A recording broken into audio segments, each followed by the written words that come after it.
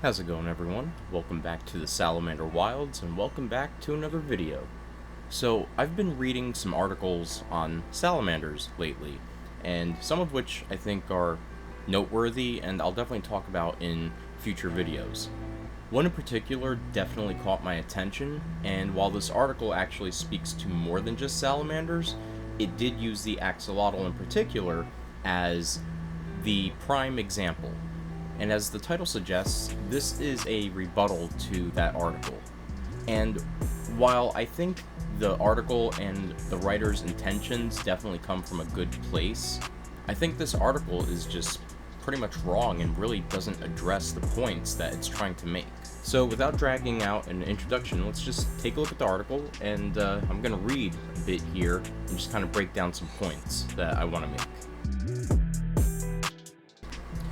The article goes on to say, due to platforms such as TikTok getting so many views that many exotic animals, including axolotls, ball pythons, bearded dragons, and many others are becoming more popular than ever, and due to this fame, it's causing people to buy them as pets. And it even goes on to directly quote from National Geographic here, stating that people resonate with these videos as they add human-like captions for the animals, and this is also adding to people wanting to buy these animals. But they also continue by adding, even though these videos inspire people to care about wildlife, that they may have hidden consequences as people are seeking out exotic animals more and more. I'm just going to read on to this next part here, and then I'm going to make my point. It goes on to say that these animals are often very difficult to care for, and keeping them as pets could be harmful to them or to you. Many of these animals are overbred or harmed or die during transport and are not taken care of properly by families who don't have the right knowledge or equipment. And this is where I want to stop. I actually agree with this part, that many animals can possibly die during transport, or if families don't have the right equipment to take care of them. But that all being said, if you are going out of your way to purchase an animal to begin with, you should be prepared. Absolutely.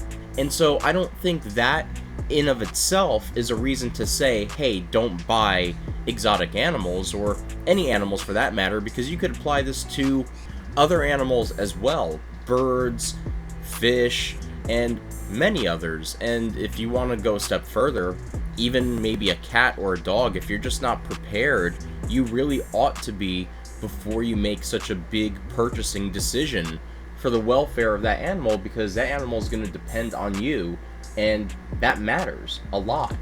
So this isn't just exclusive to axolotls or other quote-unquote exotic animals. You should be doing your research, and you should be prepared beforehand in all cases.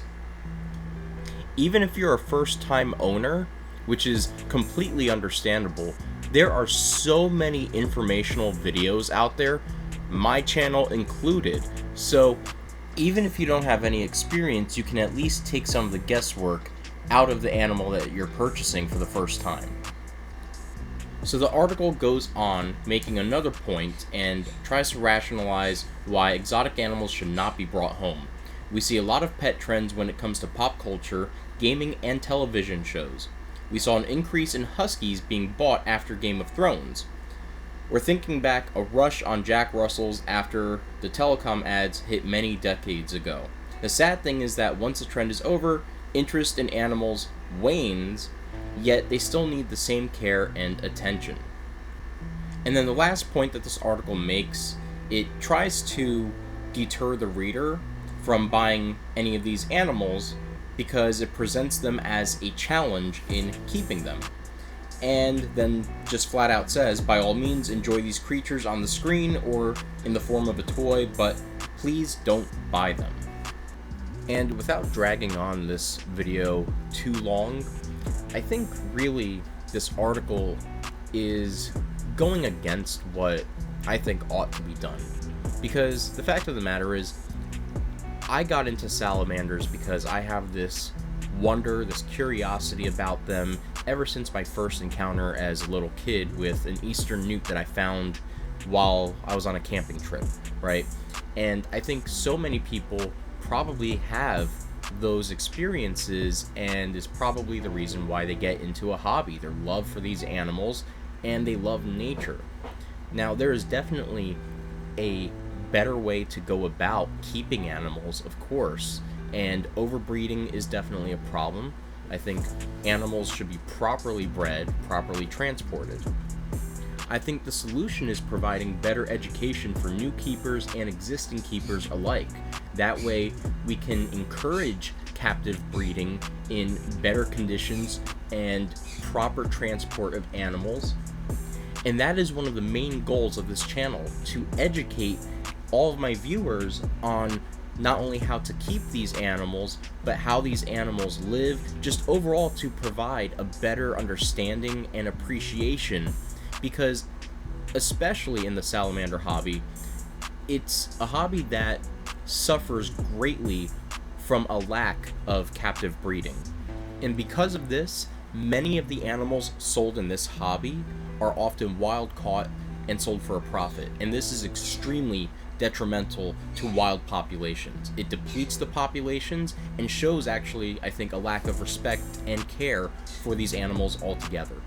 And it's for some of these reasons that I did videos such as tips for breeding newts and salamanders and why it's important, and tank mates for newts and salamanders. And so I will also be leaving the links to these videos in the description below.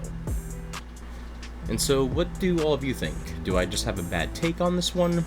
I really don't think so, because I don't think the solution here is secluding nature and animals to a television screen.